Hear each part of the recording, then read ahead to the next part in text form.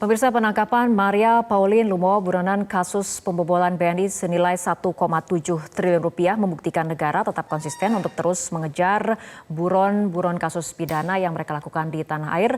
Dan kita saat ini telah terhubung dengan Menko Polhukam Bapak Mahfud MD. Selamat sore Prof. Mahfud. Selamat sore Fitri. Ya, Prof. Mahfud, penangkapan Maria ini dilakukan dengan pendekatan G2G atau dari pemerintah ke pemerintah. Apakah hal ini memang lazim dilakukan mengingat pemerintah Serbia dan juga Indonesia ini tidak memiliki perjanjian ekstradisi? Ya, ini baru kita lakukan ya.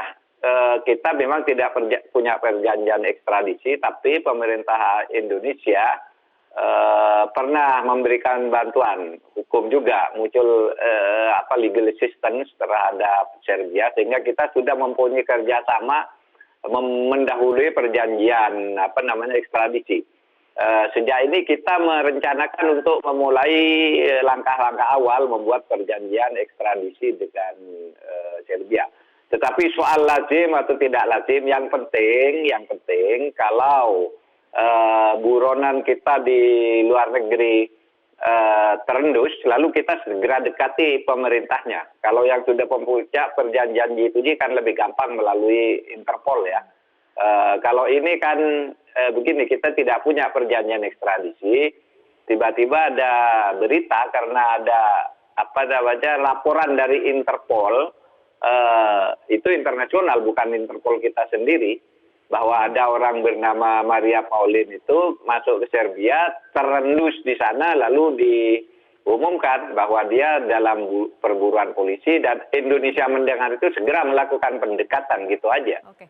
Yang penting orangnya bisa ditangkap. Ya, diplomasi high level seperti ini, sebetulnya bagaimana keseriusan pemerintah untuk menangkap buronan kelas kakap lainnya, seperti yang kemudian saat ini menjadi perhatian nama Joko Chandra? Ya sama, kita lakukan. Nama Joko Chandra ini kan juga sudah lama dicari, sudah lama buron, tiba-tiba muncul di Indonesia. Nah sekarang kita kita menjejak ini dari mana masuknya dan bagaimana masuknya. Pokoknya begini, pemerintah itu akan tetap memburu siapapun yang sudah dijatuhi vonis atau sudah dijadikan tersangka tapi melarikan diri. Itu aja prinsipnya. Soalnya ada yang sangat sangat lihai untuk menyembunyikan diri, tetapi ada juga yang agak ceroboh sehingga mudah dikejar. Kita ingat dulu Nasaruddin juga akan pernah lari sampai ke Cartagena ya di Kolombia. Kita kejar sampai dapat juga. Ya, karena ini kemudian menjadi pertanyaan publik juga ketika kemudian buronan seperti Maria yang sudah buron selama 17 tahun akhirnya berhasil diekstradisi, berhasil ditangkap. Ya. Bagaimana dengan Joko Chandra yang seolah-olah bisa masuk ke Indonesia tanpa terdeteksi oleh pihak pemerintah Indonesia ataupun dalam hal ini adalah pihak keimigrasian? Ya, itu sudah kita selidiki untuk sampai saat ini. Kita sudah panggil pihak-pihak yang atau institusi-institusi yang terkait dengan itu. Memang masuknya Joko Chandra ke Indonesia ini tidak menggunakan paspor Indonesia. Jadi paspornya itu memang betul ada dikeluarkan oleh pemerintah Indonesia, tapi tidak pernah dipakai. Kemungkinan dia memakai paspor lain. Paspor lain itu dalam arti dari negara lain. Kan dia sudah pernah menjadi warga negara Papua New Guinea juga. Ada juga yang mengatakan dia juga punya paspor Malaysia dengan nama yang berbeda. Kan bisa saja kan masuk baru ketahuan dia karena dia kemudian mendaftarkan diri untuk minta PK atas PK yang sudah diputus oleh Mahkamah Agung. Nah seandainya itu tidak mendaftarkan diri, mungkin karena dia keluar masuknya di Indonesia ini tidak menggunakan identitas keindonesiaannya, maka tidak ada yang tahu juga. Tapi dia ketahuan karena harus menulis namanya dan menyebut identitasnya ketika mau minta PK ke Mahkamah Agung. Oke, artinya penangkapan dari Maria ini bukan karena kemudian efek ataupun dampak dari buronan yang lain berhasil ataupun kebobolan masuk ke Indonesia, seperti itu Prof. Mahfud? Oh bukan, yang Maria ini kan sejak bulan Juli tahun lalu ya. Jadi pemerintah Serbia memberitahu bahwa ada buronan yang dulu menjadi buronan Indonesia, ada di Interpol gitu sejak tahun 2003. Kemudian Indonesia mendengar itu, lalu kita mengadakan pendekatan dengan pemerintah Serbia. Supaya diingat bahwa kita tahu sebelumnya Maria ini ada di Belanda, menjadi warga negara Belanda, dan kita sudah sampai 2 kali menghubungi pemerintah Belanda sebenarnya agar dia diekstradisi ke Indonesia, tapi pemerintah Belanda menolak. Bahkan minta, sudahlah kalau ada tindak pidana nanti diadili di Belanda aja, tindak pidananya apa gitu. Ya kita tidak mau, kita menunggu kesempatan sampai dia bisa ditangkap gitu. Dan ternyata dia merasa aman gitu, sehingga pergi ke Serbia. Oke, Prof. Mahfud, Anda sempat mengatakan akan menghidupkan kembali tim pemburu koruptor. Ini mekanismenya akan seperti apa? Apakah kemudian tim ini sudah aktif bekerja?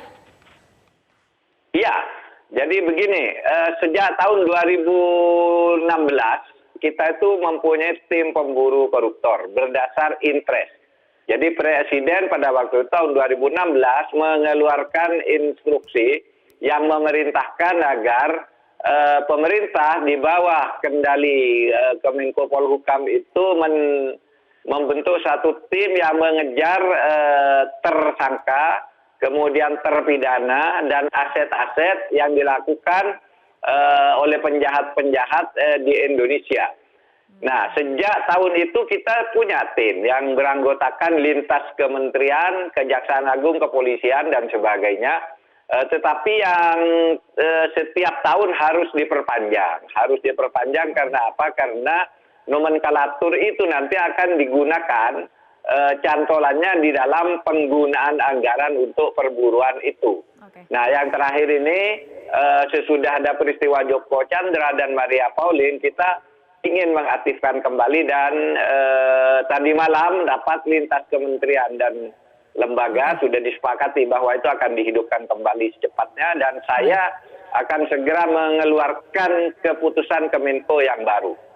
Baik, Prof. Mahfud, untuk kedepannya menghindari para terpidana yang kasus hukumnya sudah inkrah dan kemudian melarikan diri ke luar negeri, apa yang akan dilakukan? Yaitu mengaktifkan, sebenarnya selama ini juga sudah aktif sih. Artinya kita selalu monitor perkembangan para narapidana yang melarikan diri. Kalau tidak salah sekarang ada 27 gitu yang masih tercatat untuk diburu, dan kita akan tetap aktif mencari mereka ini kemana-mana. Oke, baik, kita tunggu setelah Maria Pauline siapa lagi kemudian buronan kelas kakap yang bisa ataupun berhasil ditangkap. Terima kasih Menko Polhukam Profesor Mahfud MD telah bergabung bersama kami sore hari ini.